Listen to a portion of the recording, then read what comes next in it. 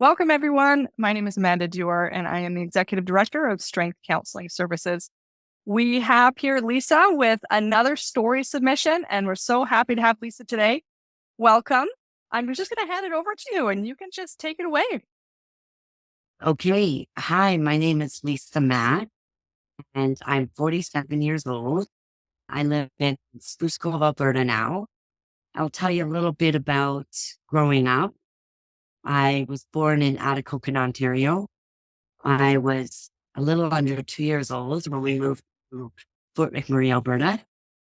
So I grew up in Fort McMurray. I was there for 29 years. I had two children there. I was married there a couple times, but we'll get to that. But growing up, when I was 5, my parents decided to become foster parents.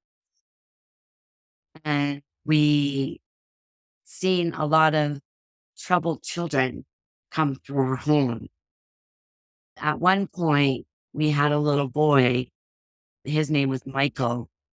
And being 5, 6, 7, it was difficult times because I was the baby of the family. So they would bring these little kids in and they'd get all my mom's attention, and I was very jealous. So I was a bit of a bully towards the kids that came into our home. But we got this little boy, Michael, and we grew quite fond of him. And my parents sat us down and said that they were going to try the process of adopting him. The adoption fell through, and the courts decided to send him back to his mother. In that time, that happening, we got a little girl, Cassia. She was 18 months old, and Michael left us, and we had this little girl. So next thing, my parents put us down and tell us that we're going to adopt this little girl. So I think a lot of my traumatized experiences was in my childhood of troubled children coming into our home. We seen the abuse these children went through at a young age that we didn't experience. I've led a sheltered life. I've led a good life. I've never wanted for nothing. I'm 47 years old and I still want for nothing. I go, Daddy, and he goes, what could I do?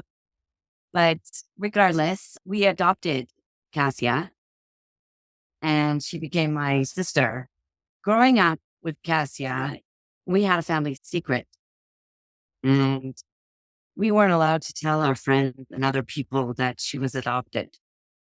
She was just my sister, and that was that. Nobody needed to know anything else. When Cassia was 16, I had my first daughter when Cassia was 12. And when I got pregnant, the funny thing was I wasn't scared to tell anybody but Cassia, just because we had a bond, and I was afraid to tell her out of everybody. She was very mad at me at first, but she got over it. But at 16, she found out from a family friend that knew her story through my mother.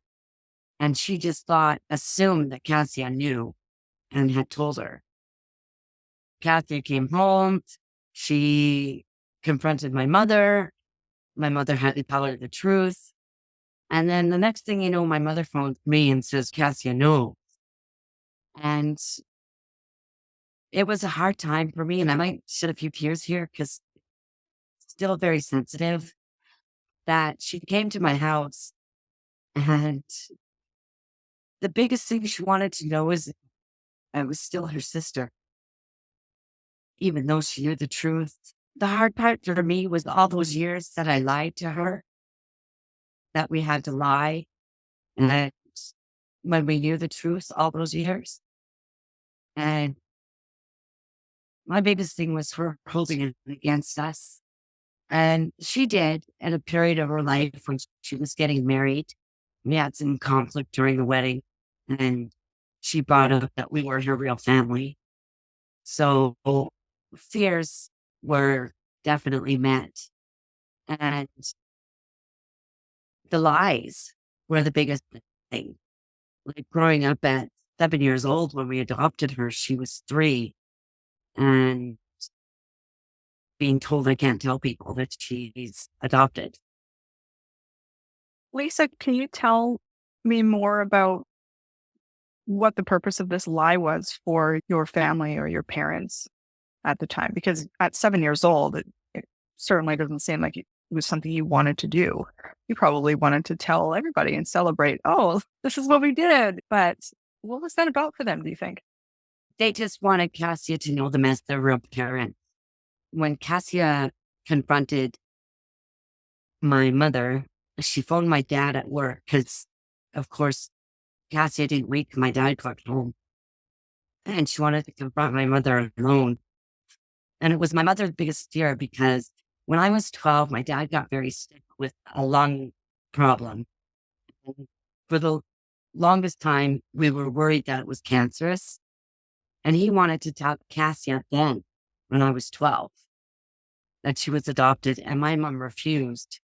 She said if my dad was to, something to happen to him, she wanted Cassia to know him as her real dad. And if he passed when I was 12, we all wanted to tell her, and mom didn't want to. So dad's biggest fear was somebody else was going to tell her because people knew, not people we told, but people my parents were close with. And their kids were getting older and hanging out with us. And they knew as well. There was a few times, there was a period, I think I was about 9 or 10. I started telling Cassia she was adopted. She got very upset with me. But I was very angry with her. I was the baby of the family and I wasn't anymore. She was. So I had issues. I bullied her a lot. I was a big bully to her, but yet she looked up to me.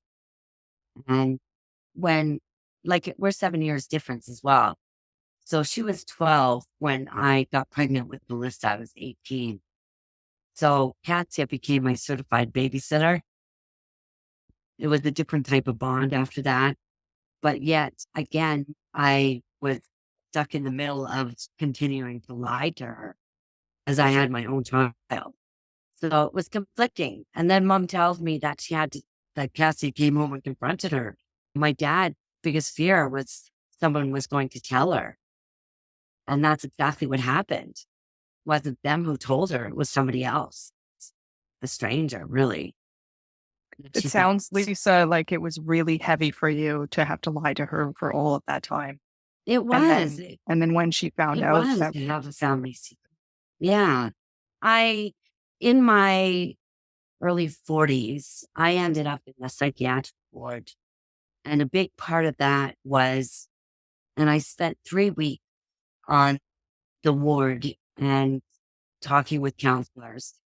And I spent that 3 weeks dealing with our family secret. Just needed that, that security and the time being place that I was put in because it was affecting my life to carry that for so long.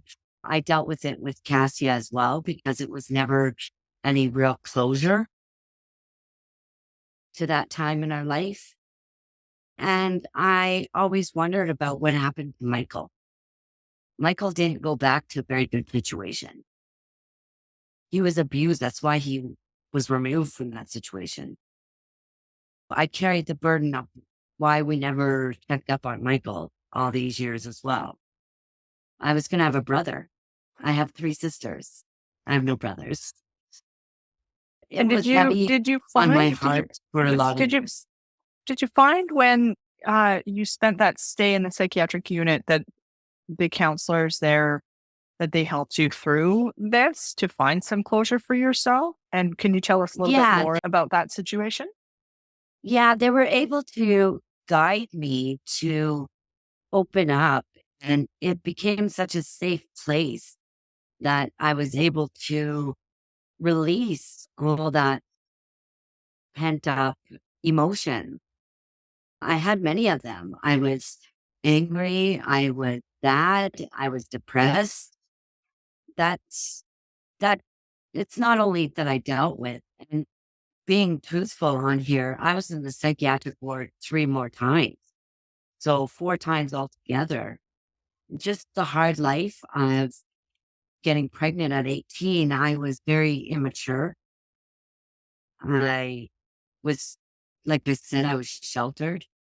So I was 18 in a 14-year-old body. I looked young. I looked younger than my age. When I went in the hospital to have my baby, I actually had quite an evil nurse that was treating me quite badly until my mother arrived and seeing how she was treating me, that she confessed to my mother that she's sick of these young people coming in and having babies. Oh, how awful. It was pretty traumatic, but, and I, my pregnancy, I didn't gain very much weight. I gained 5 pounds. So I wore a sweater and you didn't know I was pregnant. But then I started walking around with this newborn baby in my arms, and people are like, "Are you babysitting?" I'm like, "No, this is my baby." Oh, this is my baby. Yes, but that's Wow. how young I looked. I looked 14 and they're like, "What are you, 14?" I'm like, "I'm 19. Thank you very much." So I had this stigma of being young for quite a long time. But so I had Alyssa at 19. I got married to her dad at 20. He started asking for baby number 2. And so we ended up having baby number 2 when I was 22. And in the same year, I was in the process of divorcing. The baby wasn't even 6 months old. And I was going to a lawyer to get a divorce. Would you feel comfortable telling us a bit about what that relationship was like for you for those years? I met him in a bar at 18. We got pregnant within the first year, within the first 7, 8 months of being together. He was my first. He was my first boyfriend. He was my first everything.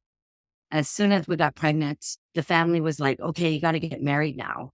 Like, it started out as a joke, but became serious. So we decided, yeah, okay, we'll get married. And Lissa was 18 months old when we walked down the aisle. 15 months old, sorry. She was 18 months old when I found out I was pregnant again. But he was 5 years older than me. I was 19, he was 24. After baby number 2 came along, he just became distant from us and was going out partying all the time. And here I'm a young mom at home with my kids. I took a year of college. I was pregnant with Alyssa, but I chose not to go back because I had babies. So he became distant. And then one day he just woke up and I was asking for money that we didn't have for diapers and formula that we needed. And he was like, "You know what? I don't want family life anymore. I love you, but I don't want my hard earned money Wow. to go to diapers and bills and groceries and stuff." Oh, that's So, horrible. That's yeah, really and that's difficult. how I walked out. So it was a battle to get child support. Oh, It was a long battle with the lawyers, and he mhm. quit his job so he didn't have to pay. There was a set rate he had to pay me, and he refused to pay. So I was 2 babies in with a 3-year-old and 6-month-old, and I had to go back to work. And what was I going to do for work? In college, I took early childhood development. I can work in a daycare, but back in the day, I couldn't take my kids to daycare with me like you can nowadays. I had to put them in a different daycare. So I couldn't justify raising other people's kids while my kids were being raised by somebody else. So I went out and I just got a mean old job. I just went waitressing. I got a good job at the keg. I made really good money for 5 years. My mom was my lifesaver. I didn't have to put my kids in daycare. She took care of them.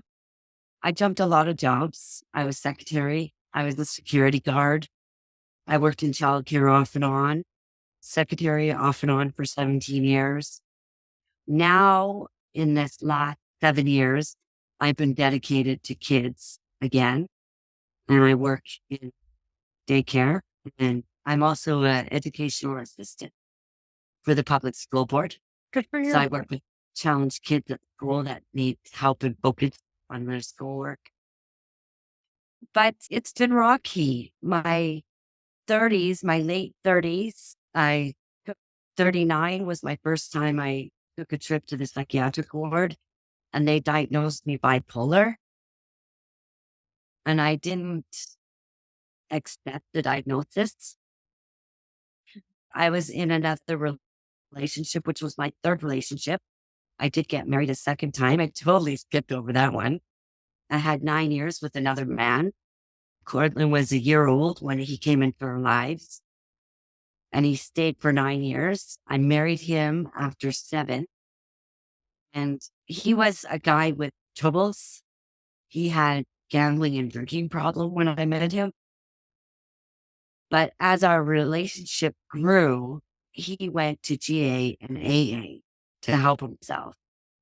So I chose to work on the relationship and ended up marrying him. But again, that marriage, like the first one, lasted not even 3 years.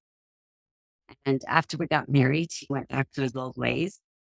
And he used to throw in my face when I get upset about a bunch of money spent at the casino. He would be like, "Well, we're married now. What are you going to do about it?"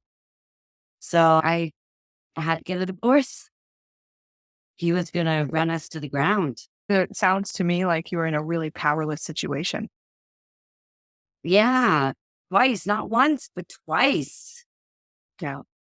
My first marriage, I wanted to go back and get my diploma. I needed one more year of my early childhood education to get my third year diploma. And he manipulated me and was saying that he was going to break up with me if I went back to school. And where would the baby be if we were broke up and I had to go back home and live with mom and dad? I was very vulnerable. I was 19 years old. So I've been manipulated. I've been mentally abused. I've never been physically. The guys I've been with, they've never raised a hand to me. But the mental abuse was very easy to manipulate me and have power over me. And that comes from too the sheltered life that you talked about before. Is that 19 in kind of the mentality of a 14-year-old, and you're having this baby and planning on getting married, and you don't really know how to do any of this stuff. You're just doing your best, relying on your mother for support. And I think you said your father also. And then choosing this man who was a lot older than you and had a lot more life experience than you. So could use that then to manipulate you to get what he wanted, it seems. Yes, yes. And again, that happened in the second relationship. He did things like we did end our relationship for a year out of that 9 years. I broke up with him and he did everything. That's when he went into GA and AA. And then he found me again. He kind of stalked me a little bit and approached me in the store and laid this big sob story on me. So at first I started seeing him again without the kids' knowledge because the kids were very attached to my second husband. They claim they have mental issues over him, and I don't blame them because what he did with me, but he never portrayed that when I was around with the kids because my kids always came first. Even though I was married a second time, I worked through that whole second marriage, and whatever my kids wanted or needed, I took care of, not my husband. I owned the trailer when we got together. I sold that. I bought the house we moved into. I was the owner. He couldn't be on it because he had bankruptcy. Okay. Yes, My first marriage, my parents put a big down payment on a mobile home that we lived in for 15 years. So out of the divorce, because he didn't pay child support, the trailer became mine Okay. because I was raising the kids. I had sole custody of my children. He gave up custody of the kids. And I just have to bring up the cute thing about that. When we were in court, the judge was telling him what child support he had to pay. And he still had to have them under health care. He still had to pay their scholarship funds. And he said to the judge, if I give her sole custody, do I still have to pay for all that stuff? Oh, wow. So for Yes, he him, was it willing to sounds give a up. lot like it was all about the money for him, that Yeah, he didn't, and I'm cautious to say this, but please correct me if I'm wrong, that he didn't care about the children as his own children. He cared about how much they cost him. exactly. Cortland was 6 months old when he left. The kids, I can count on both my fingers in 5 years how many times he's seen the kids. When Cortland started kindergarten, I was already in another relationship, the second man, and she was already calling him dad. She was a year old when he came in her life. So that was her dad to her. So she started kindergarten, and Gordon decides he wants to show up for that day and become super dad suddenly. And Gordon Um, is dad, biological yeah, father. Yeah. yeah, Okay. his dad, that she had to introduce two dads in her first day of kindergarten. And kids were like, "Oh, that's not fair. I don't have two dads." Mm. So it was cute. She felt very special, but I wasn't feeling special. It's confusing too when someone says, "I don't want anything to do with these children," and then shows up out of the blue to pretend to be super dad when that's just not the case, right? It's highly unfair to the children and to you Yeah, because you were the one who broke your back to make the money, take care of their needs, and it's a wonder how you did it. You worked all these jobs, and can you talk to us about how you did that? How you got through it? the strength of my children, just coming home at night or at the end of the day and having those little arms wrap around me and say they miss me and they love me, which is what kept me going.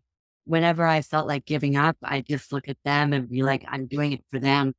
Like my whole life was at that point in my 20s was doing for my kid. That a part of disintegration, second marriage. I did put the kids first before him, Mhm. right? It's just the way it is. My kids are still there for me. Where's he? Mhm. It was challenging, but after we left the second relationship, I moved the kids out of Fort McMurray. We moved to a little town called Barneyville. And then that's when their dad really wanted to become active in their lives. When we finally moved, he lived 2 blocks away from them and never given them the time of day. But yet I moved 4 hours away and suddenly I have to drive halfway every other weekend, Mm. drop him off to the kids on the highway because he suddenly wants to see What do his you kids. think was going on there? He started paying child support. He got a good job at Syncrude. He didn't owe me back pay. He owed me Right. quite a bit of money, a huge, substantial amount of money because he went 7 years without paying me anything. Sure. I did put that money to good use. I took the kids to Disney World. We Well, had so a he did pay you the sum that he owed you. Yeah, in Wow. Okay. installments and payments. He did pay me. Mhm. Yeah, I wasn't happy about it, but I still always got sole custody of the kids. There was Mhm. the judge made it a clause in our paperwork that he would have no rights to, to fight me back for joint custody at any point because of his behaviors in the courtroom that day. So I had no fears of that, but I was very lenient. He wanted to see the kids wanted to see him. Um, when Alyssa was 15, we started running into some teenage problems. Another thing I failed to talk about a little bit about was when I was 21, I was also diagnosed with a disability. I was diagnosed with severe fibromyalgia. So I lived with pain all the time. I struggled in pain. I was on pain medication for years that were taking my life away as well. But yeah, leading up to that, my fibromyalgia was getting worse when Alyssa was 15, and I was struggling to work and maintain the kids because the kids started having more problems.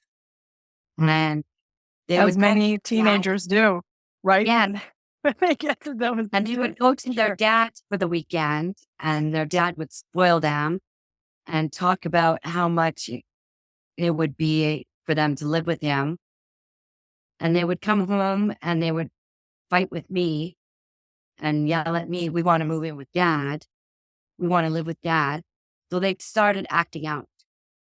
So I would give up and let them go live with their dad, sneaking out of the house, getting into trouble at school. I was always getting called out of work. If I wasn't called out of work to deal with school issues, I was out of work because I physically could not get out of bed because I was in so much pain. At that point, I started medicating myself with alcohol to numb the pain. And I did that for a while. I did give in to the kids, Alyssa mostly, but I didn't want to separate the girls. Cortland wanted to stay behind and take care of me. And I didn't feel that was right, that a 12-year-old should be taking care of her mother. And I was at a rough spot with my health, that it was the best thing all around for all of us. And it would have made everybody happy because the kids wanted to go live with their dad. So I agreed. So the agreement was the kids would move in with him. He wouldn't pay me child support anymore, and I didn't have to pay child support. I didn't have to give him any form of monies for all the years I paid. That no amount of chunk of money was going to rectify all those years that I invested. But I did it because they're my children. When I talk to him to this day, I don't say our children. They're not our children. They're my children. Alyssa lasted 18 months with her dad. In that 18 months, I was back in counseling. I went into rehab to get off the prescription drugs they had me on and get off the alcohol. I did that. I overcome that. That was in that period of time, I met another gentleman that I spent 6 years with.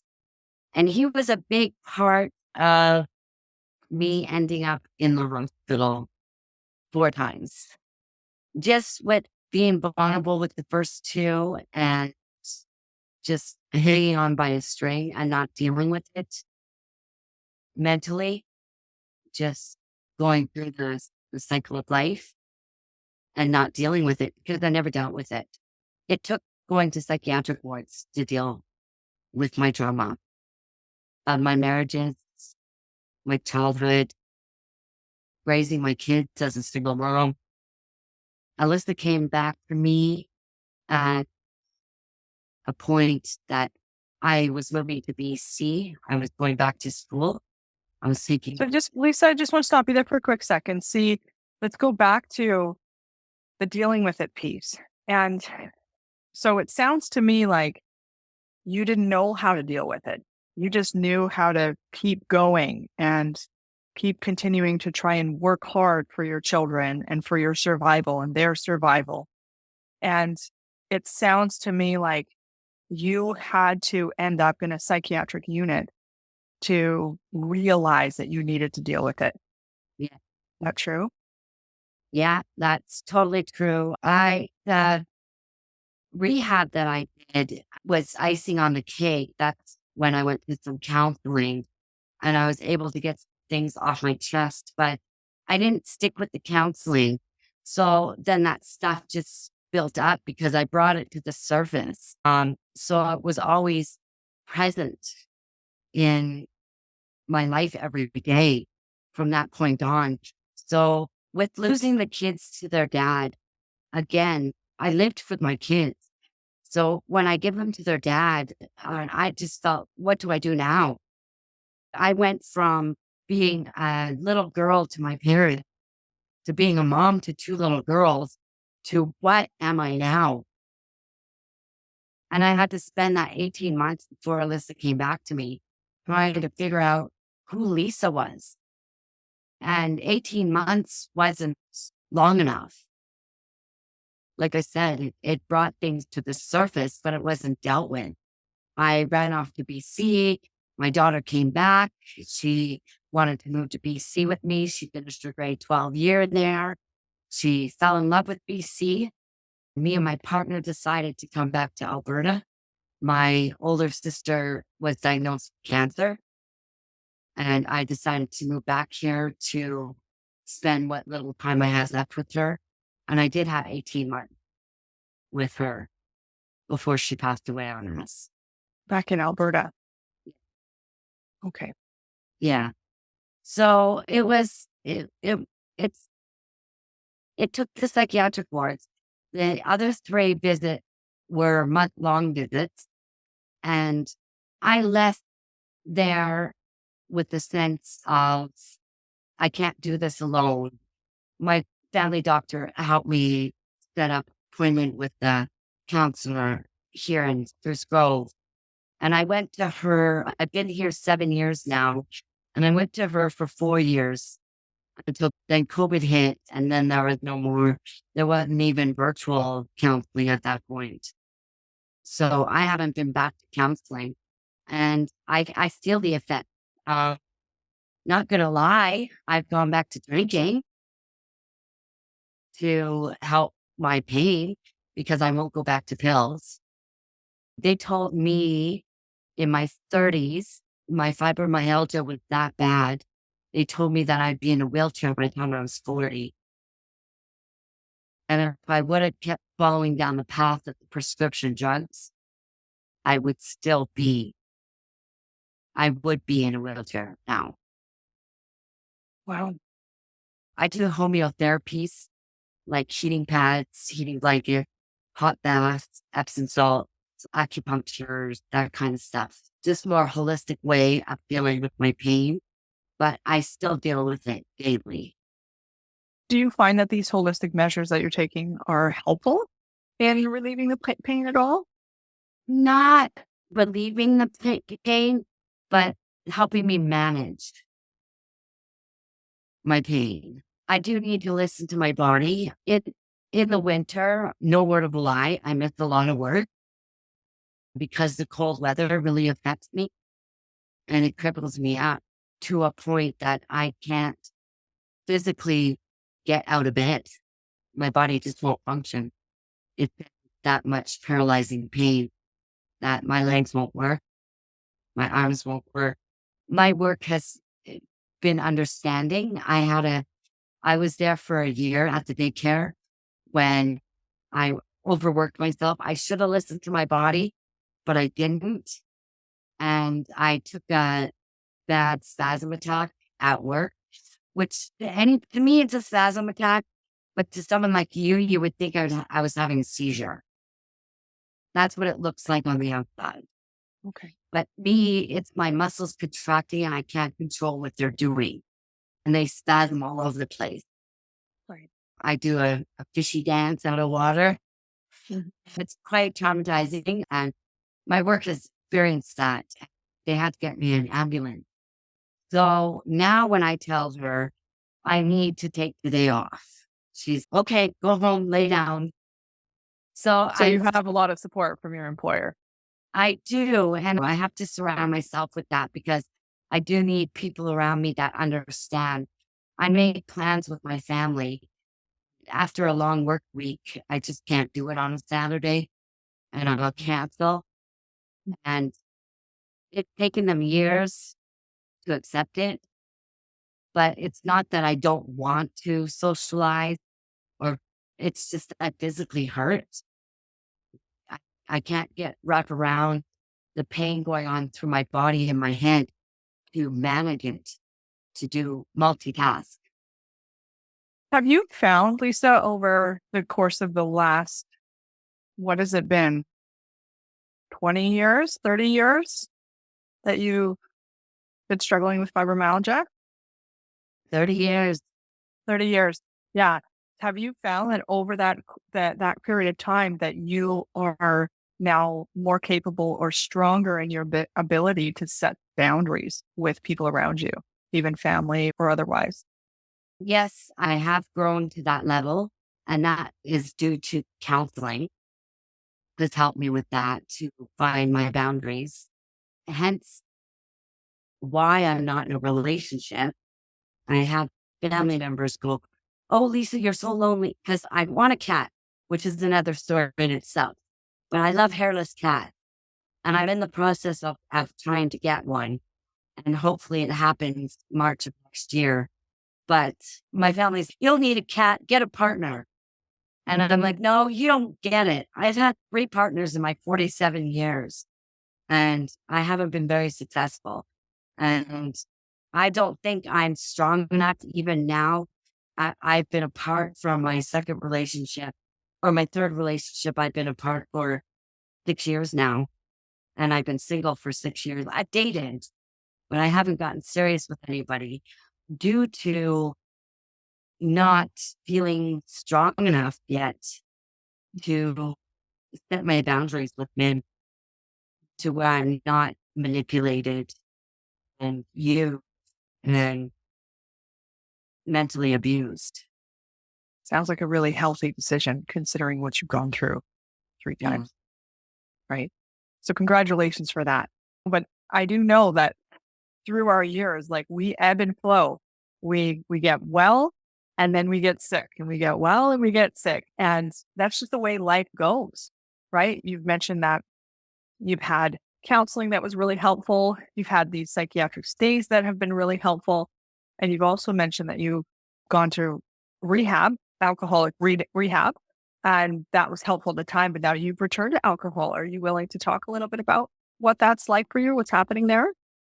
I lost my hairless cat. It's going on 2 years that he passed away. Again, traumatizing. I think I was sick with COVID. And then after I started getting better, Kunis got sick. And I took him to the vet. They give me medications to give him. And my only regret during that my 11 years with that cat was forcing those pills down his throat when he wasn't going to get better. The pills were not going to make him better. I believe he had COVID. But the day he passed away, it was a Friday. So Thursday night, that whole week, he was so sick, he wouldn't eat. He barely drank anything, just enough to wet his tongue. He wouldn't cuddle with me. He didn't want me to hold him or nothing.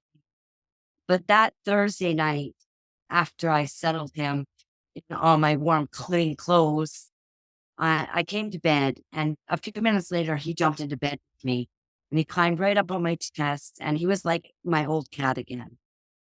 Like, he was never sick cat up until this time. So he loved me up. I talked to him till I fell asleep. I heard him coughing in the middle of the night, and he got up off my chest, and I was going to get up and check on him, but something just told me to go back to sleep. So when I did wake up, as soon as I woke up, it was instant. I was like, "Where's Kunis?" I turned on my bedroom light, and I didn't even have to look far. He was on the floor, stiff as a board. Yes, it was traumatizing because it's the first pet that I've ever had that died on me like that. Losing a pet can be an excruciating experience for most people, right? And it's like losing a family member, losing a child for a lot of people, Yeah, right? it was very hard. I got very depressed. My doctor suggested a psychologist. So I'm seeing a psychiatrist.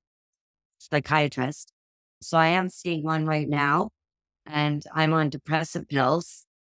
which some days I have good days and I have bad. With talking about getting a new cat, because it is almost 2 years. This Christmas will be 2 years that Quintus is gone. I'm so lonely. I have nobody that needs me. I come home to an empty house. I talk to nobody, like when I get home. I eat with nobody. I have a few more questions for you, but I'm curious to hear about like how you've been coping with the loss of Kunis. And you're talking about getting a new cat. And that sounds really helpful to you. And it sounds to me like when you had Kunis that you weren't as lonely as you just mentioned. No, Kunis became my whole world. My girls were even jealous of Kunis when they would come up and visit. And of course, I live in a little 1-bedroom apartment, so they didn't stay with me. They stayed with my mom because my mom and dad are retired, whereas I still work. It was just better sense that they stay at mom and dad's. But they always came over, whether it was to come dye my hair or to have a drink night and movie night, that they would come over and see Kunis and they'd be so jealous of him. They were calling him Satan Spawn, evil. Cortland always wanted to hold him and pet him, and he didn't like that. He didn't want Cortland to do that. So he'd bite her. So she'd always say, he's a biting cat. So I think both the girls were very jealous of my relationship with Kunis. I know they were, because now that I'm talking about a new cat, Alyssa is trying to forewarn me. Now, Mom, it's not going to be like Kunis. And you can leave the cat overnight, Mom. You can leave it for 2 hours past its mealtime. It will feed itself, Mom. It's all warning me that I don't have to be as Kunis was my whole world. I come right home from work. It was all about Kunis. For his first 5 years of his life, we did pet therapy. So we went to senior citizens' homes. We went to hospitals to visit. Yeah, he visit people. He was famous because it's very rare that people see him with cats. I'd take him out in his stroller, walk the streets, and we'd get stopped. People want to take pictures and Yeah, hairless cats are very unique. And there's a whole culture out there that just loves hairless cats. It's pretty amazing for sure. So, and obviously it's going to take some time to get another one. You said March. Yeah, he's born now. The kittens are born now. There is one that was born, he's 4 months now, and I named him Gus. She has him down because cats are expensive. I was looking at another breeder. They want $3,000 a cat. This breeder, this breeder, she's at 2,000, but she's going to sell Gus for 1,500. And she actually just knocked down his price to 1,200. But I'm going to Mexico in February, and I absolutely have nobody to watch. If I get a cat now, I have absolutely nobody to watch him. And I don't believe in boarding houses. I don't. You're being responsible and holding off to pick him up until you get back from your trip. Yeah, that's wonderful. Yeah. I think that's wonderful, Lisa, that you're going to get another cat. It sounds like you're motivated to do better for your life, to do well for yourself. Well, yes. And the drinking, I've slowed down on the drinking because I really picked it up when Kunis passed away. And it was getting out of hand for a while that I was even calling in work sick just to have a drinking day. And then I flew in and said, no, this isn't going to work this way. Now I still drink, but I do it on the weekend. On Friday night, as soon as I'm off work, I go and get my bottle. So you're definitely able to be, you're able to be more responsible with your drinking, but it does sound like it's still problematic for you. It is. I shouldn't need to have the alcohol to relax. And it's the loneliness, right? Sitting at home in front of the TV or reading a book, doing nothing. Like when I had Kunis, I took Kunis for a walk. I took Kunis out to meet people. Kunis was toilet trained. I was teaching him his ABCs and sign language on an ABC board. I was keeping myself busy with my cat. There was no time to sit around and just think, oh, let's have a drink now. Now, you mentioned you haven't been in counseling since COVID. Hoping. So since the session stopped, and you've noticed the effects of not being in counseling. Have you considered going back? I have, and the only reason why I'm considering it again is because I'm seeing that Alyssa has decided to go into counseling, and I was like, counseling really helped me through something, and not that I have it tough because I don't have a man in my life. That's why I don't have it as tough. But I do want to gain that trust and that ability within myself to maybe find a partner again. And I think in order to do that, I need that support system and to have that non biased, non judgmental support is a stranger, is a counselor. Like my mom, like when I talk to my mom, the extent of my loneliness, and I try to bring up my drinking with my mom and connecting it with getting a new cat. She's very discouraging. She doesn't think I should get a new cat. She doesn't think I can afford it. I said, doesn't matter if I can afford it or not. It's for my sanity. I don't feel like I am useful here. I have a new grandson and all I think about is heaven more than I do here. I nurture my ancestors asking to come home more often than not because I have nothing that needs me, that wants me. So you're talking about being without meaning, it sounds like. Yeah, Hmm. that's what it's feeling like lately. And then I talked to the psychiatrist and I mentioned counselor and he just wants to up the medication. And that's where warning bells go off for me. Or because of your previous experience. Yes. Yeah. Yeah. I would, of course, I am a counselor and we're a counseling agency, but I highly recommend go back into counseling with whoever would be a fit for you, perhaps your old therapist, perhaps not, whatever agency, because at the end of the day, I think certainly there is meaning in your life.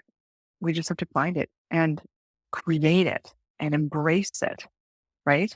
And when we sit and we're lonely and we're struggling and we think about heaven more than we think about being here, these things, they can really get in the way of being able to enjoy our lives as we are now, right? And I honestly think that the alcohol isn't helping the situation at all. No, it's Is not. that fair to say? It's keeping me isolated. Like today, perfect example, Saturday, I'm lazing around. I'm slowly cleaning house, having a few drinks when I could be making plans to do something with my sister. But I'm choosing to isolate myself, have a few drinks, and sit at home and do nothing. And this is what alcohol and substances do to us over time. They help us to make decisions to isolate ourselves, and that gets deeper and darker over time. I pain to say they help us because they actually don't help us. I They know. I hurt know. us so much, and then we let them continue to hurt us. So Lisa, I'm going to strongly encourage you to revisit counseling because I think that it could really support you in changing your life the way that you desire. I agree. I agree. And Yeah. getting that cat. Because And you know what? And getting the cat. That sounds like a great idea. And it's hard with the financial burden of what it might mean to purchase this cat and take care of this cat. But I do think that sometimes people need to push their boundaries to keep their sanity or help themselves or support their mental health. And quite frankly, if I can be honest with you, if you're not drinking anymore, you know how much money you're saving? I Is that know. fair? That's cat food right there. Yeah. Yeah. Yeah. So Lisa, I'm mindful of time here and I want to thank you for being here and being so vulnerable and sharing your experience and all the things that you've struggled with and all the things you've overcome here through your story. I'm wondering if you had a message for other people who are listening to your story, who relate to your story, who aren't getting help for themselves or don't know how to get help for themselves or are worried about getting help for themselves, if you have a message for them about healing and growth, what would it be? It would definitely be take note of yourself. And the only way we can be the better person that we were yesterday is taking care of ourselves. And that's mentally above all else. And counseling, talking to a stranger is so much easier to open up. And you just have that non bias, non judgmental. You find a friend, you find someone who will listen. And that's the most important is finding that listener. And counselors, they have dedicated their time and effort into learning behaviors of people that they're in a good place to help. They help me. And that's why I know that I am struggling again. And it did take seeing my daughter open up to say, wow, yeah, about myself. And I haven't been taking care of myself and making that friend in a counselor. And yeah, that would be it. It's get that counselor, get that stranger in your life, um, because they're useful. And they become a really trusted resource over They time. do. They do. Yes. And your story, if you don't want it to go anywhere, but between you and that counselor, it doesn't go anywhere. It, like with my stories and being in psychiatric wards, that's story of ending my life as well. And it was the counselors that brought me back to make me see that I do have meaning and I need that back in my life. I need that counselor. I need that stranger. Yeah. I hope you do it. And if you have any questions, you can ask me anytime, right? All right. But I'm wondering, is there anything that you've said here in this video that you want me to cut out, that you don't want people to hear? Because people from your work might see it, people that your family might see it, Alyssa's friends might see it. Is there anything you don't want me to say? No, it's raw. It's me. It's who I am. And if I can be that soul that helps another soul with just speaking out any part of my story, it will be worth it. Okay. So I will leave all the pieces in and I thank you for your bravery because this is brave what you've done and it could save someone's life. This is why we do this, is because there's a lot of people out there who are struggling just like you or more than you who need to hear how you got through and what you're doing to better yourself and further get through. There's a lot of lonely people out there. There's a lot of people with chronic pain. There's a lot of people who've been abused and they don't know what to do. Right. So we need to speak to them. And there's a lot of people who scroll social media in the middle of the night. And if they come across a video they can relate to and it helps them, that's all we want to do. Lisa is wonderful. So wonderful to meet you. And I'm thankful for Alyssa connecting us. And she's such a beautiful soul. And I'm really thankful to have met her too. So we'll leave it there. And then you have my email. You can reach out anytime. Okay. Thank you very much. All right, Lisa, take care. Take care. Bye.